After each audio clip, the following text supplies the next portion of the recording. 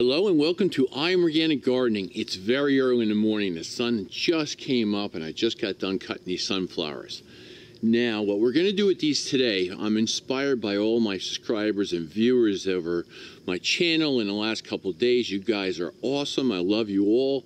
So what we're going to do, that since I can't give you some sunflowers, we're going to give these sunflowers away. And now if I just tilt down here, just give me 1 second. We can see here the signs that says free.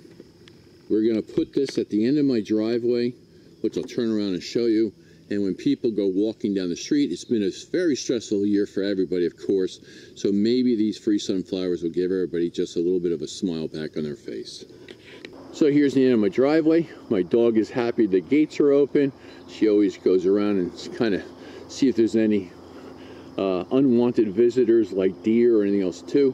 The fence is not to keep people out. I enjoy people coming to my farm when I have a chance to talk to them. I work 24/7 all the time, but the fence is to actually keep the deer out. We have about anywhere from 20 to 30 deer that actually travel across my lawn every night, and sometimes they'll sit in front of the house because I have the light on all the time, and they will sit there and sleep overnight, and there's usually about 15 of them.